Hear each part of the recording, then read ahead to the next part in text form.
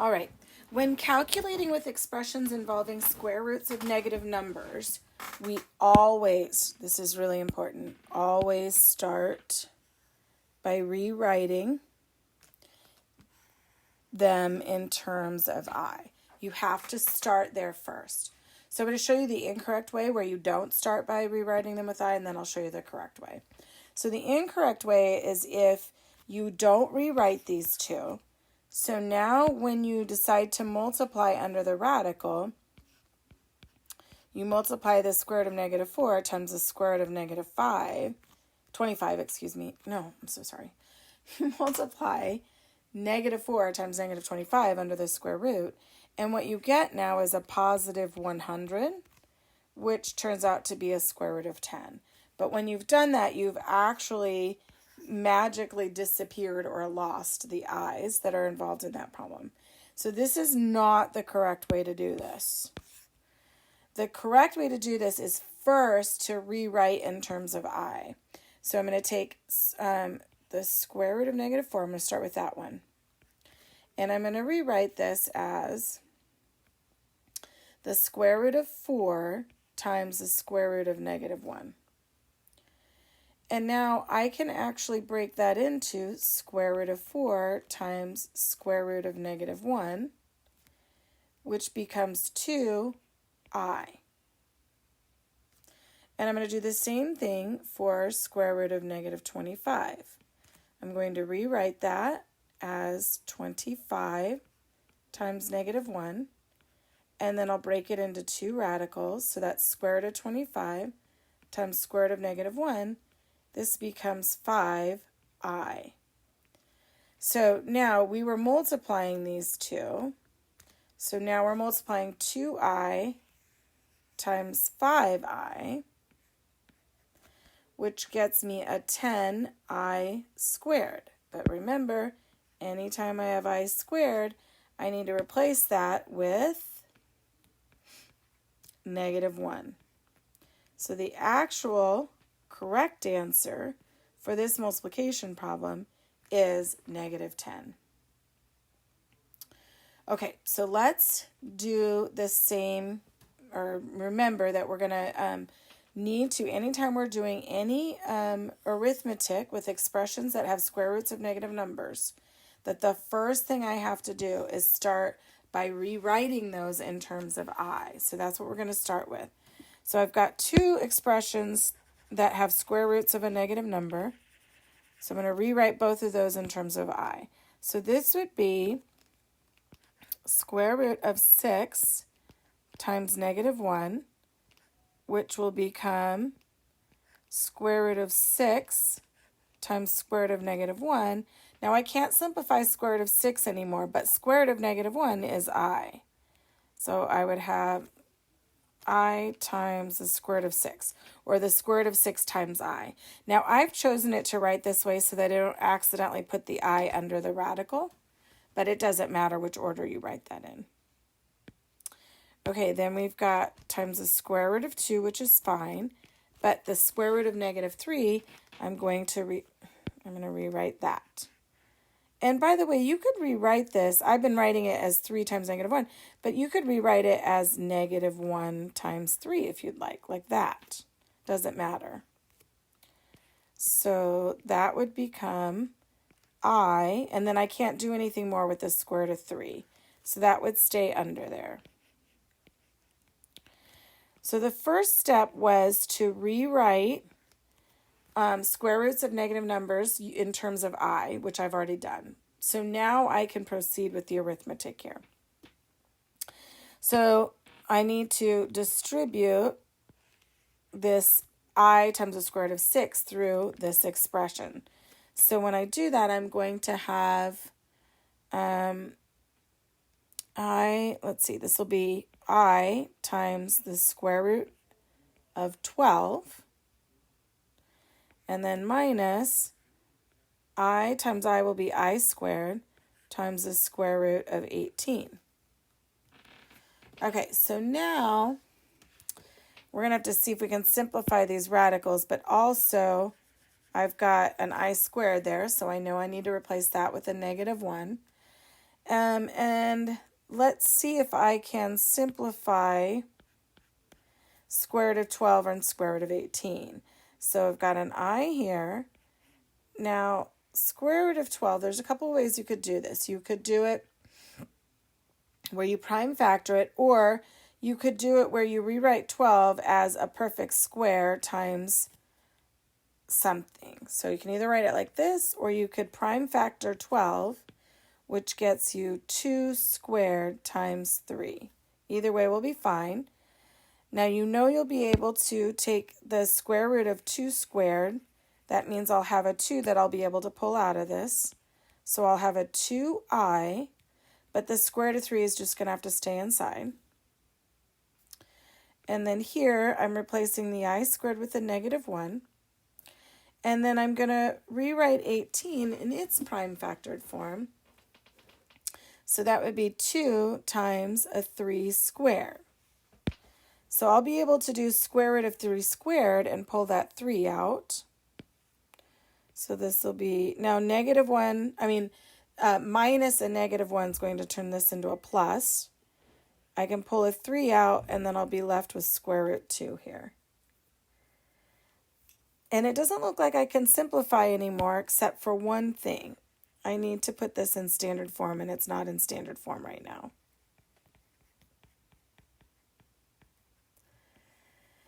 So I need to put the real part in front, so that's 3 times square root 2 is in front. And then plus, now remember, I've got to rewrite this so that the I is behind, so that you've got the real part in front of the I. So this will be 2 times square root 3 and then the I out here. Remember, it's got to be in that form, A plus BI. Okay? So there's the final answer written in standard form. Okay, so now let's look at number 9. So we want to solve x squared minus 4x plus 6 equals 0. It says you'll notice that the two roots of this equation are complex conjugates. This is not a coincidence, and this will be true for any polynomial equation whose coefficients are real numbers. If the coefficients are real numbers, then any complex root needs to have its conjugate also present.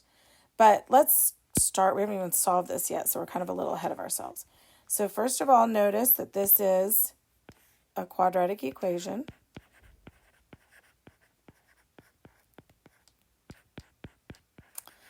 Now, when I solve a quadratic equation, the first thing I would try is factoring. But factoring doesn't work on this one, so let's just make a note of that so when we look back at our notes. Factoring doesn't work on this one.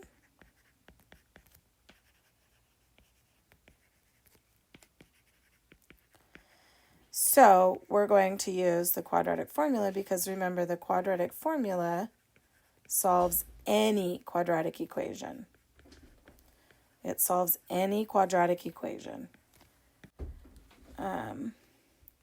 Use the quadratic formula, which is x equals negative b plus or minus the square root of b squared minus 4ac all over 2a. And I'm going to go ahead and make a note. Remember, this solves, now this gives you the solution to any. Gives solution to any quadratic equation.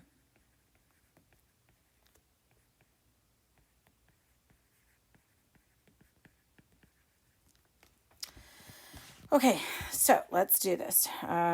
We'll solve. So it's going to be that x equals negative b, which is negative 4 for this problem, plus or minus the square root of negative 4 squared minus 4 times 1 times 6, and then it's all over 2 times 1. Okay, so let's start simplifying here. This will be 4 plus or minus the square root. This is going to be 16 minus 24 all over 2.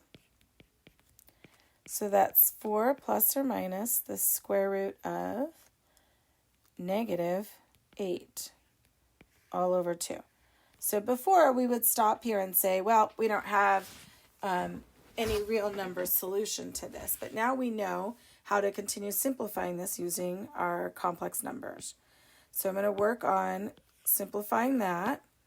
This is going to be x equals 4 plus or minus. Now I can say this is negative 1 times 8, and I can also go ahead and prime factor the 8.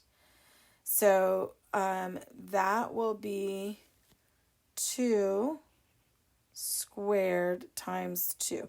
It's really 2 to the third, but I want to be able to take out the perfect square here. And then this is all over 2 still.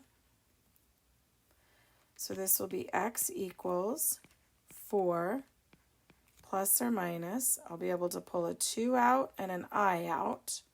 And then I still have square root of 2 in the middle. And then this is all over 2. It's not quite in standard form, so let's keep simplifying this. This would be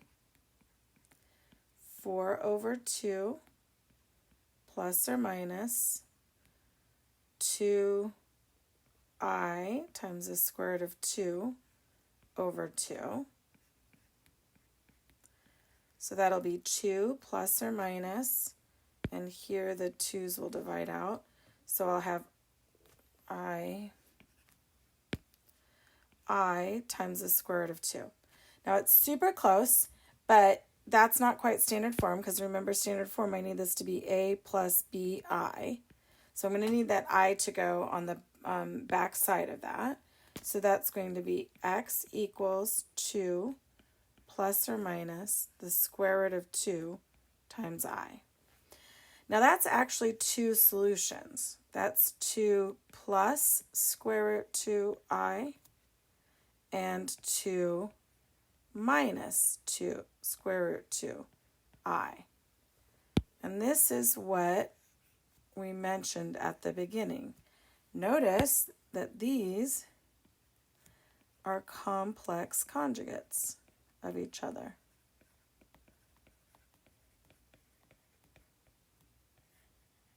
And it has to be that way because the coefficients of my polynomial are real. So if I have any complex roots, the conjugate of that root must also appear. All right, maybe we can do 2 more practice problems and then we'll switch to the last video. So evaluate I to the 35th power. So basically what we're trying to do is simplify or figure out what that could be equivalent to. And let's just go back for a second and make sure we know what I is. So we learned that I squared equals negative 1. Now, we're just going to leave it as I, and we're not going to do anything fun with that. But if we had I cubed, I want you to see that that would be the same as I squared times I. And from this up here, we would see that that gets me a negative 1 times I, or just negative I. Now if I do I to the 4th, now I can think of that as I squared times I squared. Well, I squared is negative 1, and I squared is negative 1, so I will get 1 from that.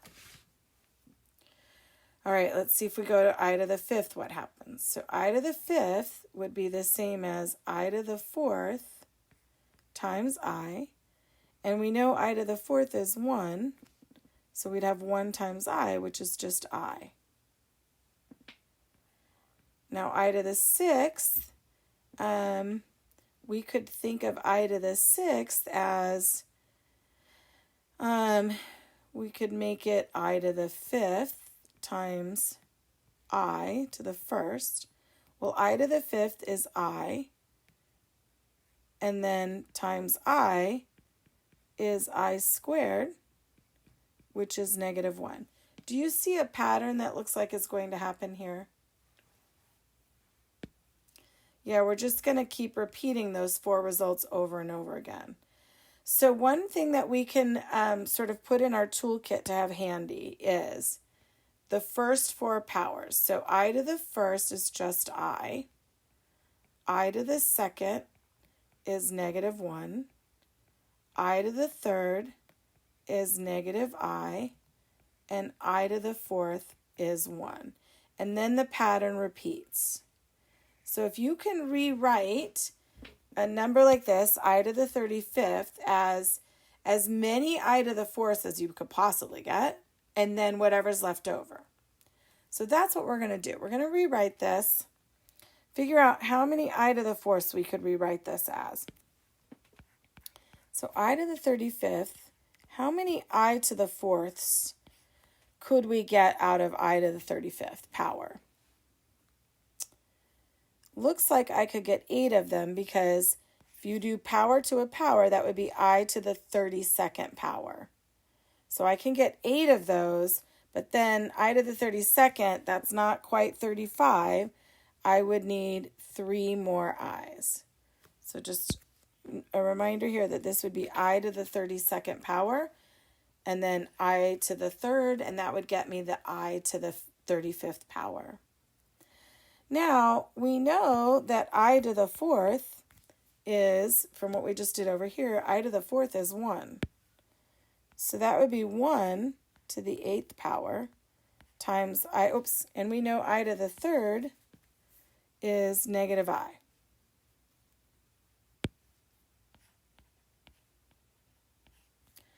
Well, 1 to the 8th power, 1 to any power is what? It's just 1 times the negative I, so my result here is negative I. So your strategy on a problem like this is to rewrite it as many I to the fourth to some power as you can, because I to the fourth equals to 1, and that simplifies our problem a great deal. Yeah, we'll stop here and we'll do the rest on the next video.